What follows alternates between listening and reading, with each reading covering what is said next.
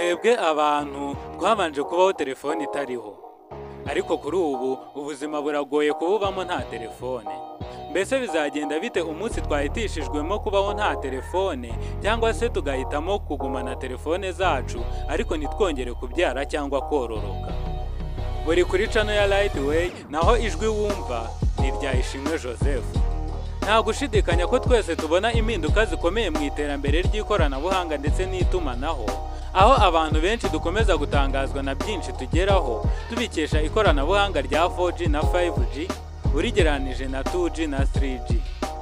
Hagiye hakorwa ubushakashatsi bwinshi butandukanye bwagaragazaga ko kubika telefone mu mufuka w'ipantaro byangiza imyanya myibarukiro y'abagabo, cyane cyane iyo telefone itazimije, kubera ko utunyangingo twegereye aho telefone iri ubushyuhe bwatwo bushobora kuzamuka ku kigero cya 0.5 bya dogere Celsius.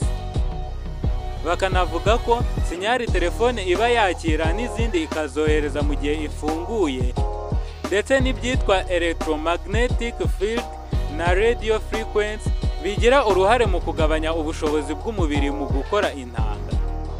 Ariko imbeba zikorerwaho ubushakashatsi zagaragaje ko iyi atari impamvu ikomeye yashingirwaho ugereranije n'izindi mpamvu zishobora gutera igabanuka z'intangangabo mu mubiri, nk'umubyibuho ukabije, kunywa inzoga nyinshi n'ibindi. Ubushakashatsi buherutse gushyirwa hanze na kaminuza ya Geneve mu Busuwisi bwagaragaje ko intangangabo zikomeje kugabanuka cyane mu bagabo bakoresha telefone kenshi ugereranije n'abazikoresha gake. Muri ubu bushakashatsi kaminuza yafatanije n'ikigo Swiss Tropical and Public Health Institute bwakorewe ku bagabo 2886 bari hagati y'imyaka 18 na 22, bwakozwe hagati ya 2005 na 2018. Hapimwe intangangabo ndetse bihuzwa n'ibibazo byabajijwe ku buryo bakoreshamo telefone. Biza kugaragara ko abakoresha telefone kenshi intangangabo zabo zagiye zigabanuka cyane. Ireme ry'intangangabo zipimwa hagendewe ku ngano z'intangangabo ziri mu masohoro y'umugabo, imbaraga zazo mu kugenda ndetse n'imiterere yazo.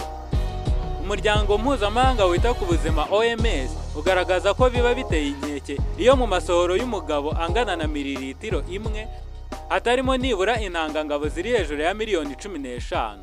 Mu gihe ziri munsi y'iki kigero, umugabo ashobora gutegereza umwaka urenga ngo abashe gutera inda. Ubusanzwe amahirwe yo gutera inda agenda agabanuka iyo muri mililitiro imwe y'amasohoro nta ntangangabo nibura miliyoni 40 zirimo.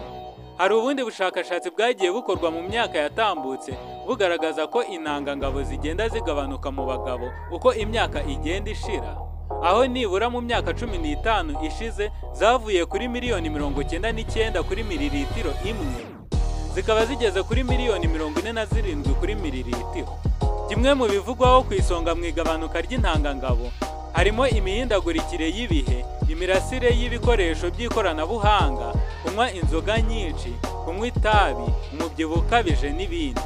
Ubushakashatsi bwakorewe muri kaminuza y'i Geneve bwagaragaje ko kuba abagabo bakoresha nibura telefone inshuro imwe mu cyumweru, basanze muri mililitiro imwe y'amasohoro yabo harimo intangangabo miliyoni 56 n'igice, mu gihe abakoresha telefone inshuro nibura 20 ku munsi intangangabo zabo muri mililitiro imwe ari miliyoni 44 n'igice.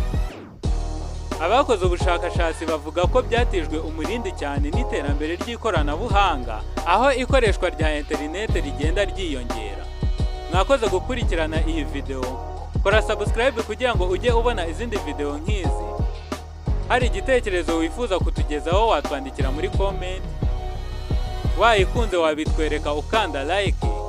Gendi Ishimwe Joseph, murakoze, dusubire ubutaha.